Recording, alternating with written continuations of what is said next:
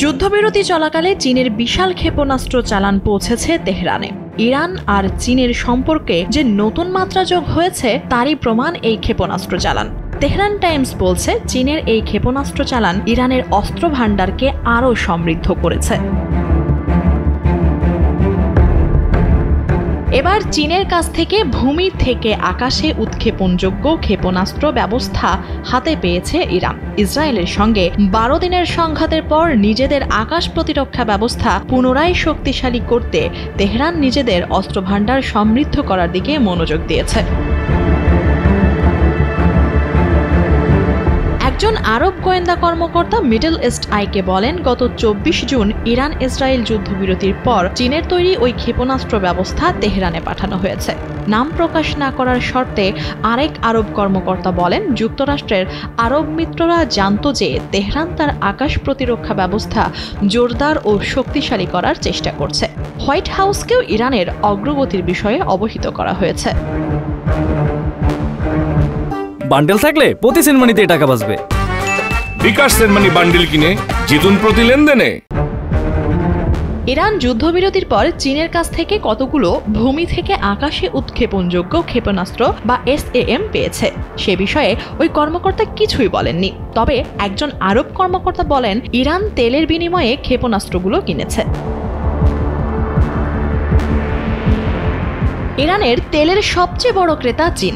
মার্কিন জ্বালানি তথ্য সংস্থার মে মাসে প্রকাশিত এক প্রতিবেদন অনুযায়ী ইরানের প্রায় 90% অপরিশোধিত তেল ও কন্ডেনসেট চীনে রপ্তানি হয়। কন্ডেনসেট হল প্রাকৃতিক গ্যাস উত্তোলনের সময় সংগৃহীত হালকা তরল জ্বালানি।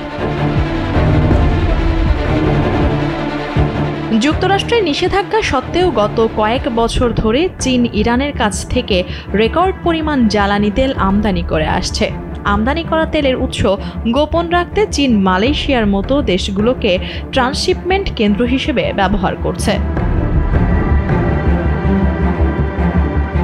আরেক আরব কর্মকর্তা মিডল ইস্ট আইকে বলেন, নিষেধাজ্ঞা এড়াতে নানা সৃষ্টিশীল উপায়ে ইরান বাণিজ্য করে থাকে। এই চালানগুলো বেইজিং ও তেহরানের মধ্যে সম্পর্কের গভীরতার ইঙ্গিত দেয়।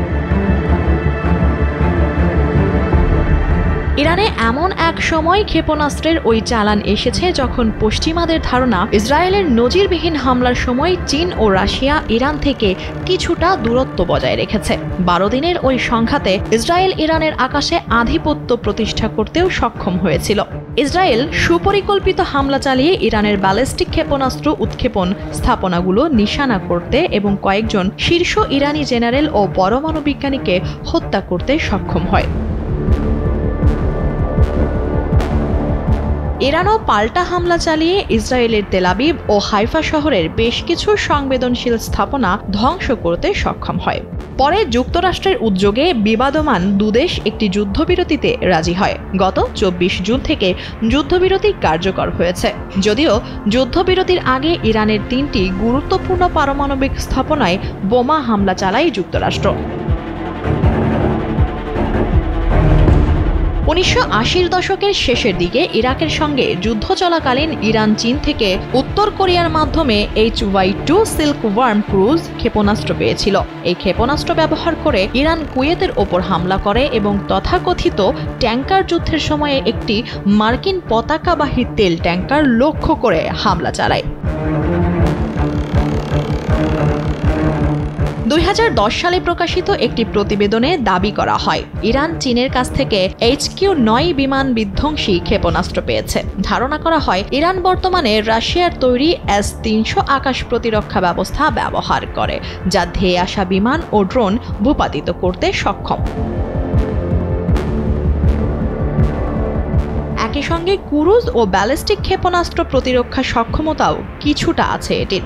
পাশাপাশি ইরান চীনের তৈরি পুরনো আকাশ প্রতিরক্ষা ব্যবস্থা ও নিজেদের তৈরি খোরদাদ সিরিজ এবং বাভার 373-এর মতো আকাশ প্রতিরক্ষা ব্যবস্থা ব্যবহার করে। তবে এই প্রতিরক্ষা ব্যবস্থাগুলোর যুক্তরাষ্ট্রের তৈরি স্টেলথ যুদ্ধবিমান F-35 ভূপাতিত করার সময় সক্ষমতা সীমিত বলেও মনে করা হয়। সম্প্রতি ইরানে বিমান হামলা চালাতে F-35 যুদ্ধবিমান ব্যবহার করে ইসরায়েল। জানা গেছে চীন ইতিমধ্যেই পাকিস্তানের কাছে তাদের HQ-9 ও HQ-16 আকাশ প্রতিরক্ষা ব্যবস্থা বিক্রি করেছে। মিশরও চীনের HQ-9 আকাশ প্রতিরক্ষা ব্যবস্থা ব্যবহার করছে বলে ধারণা করা হয়।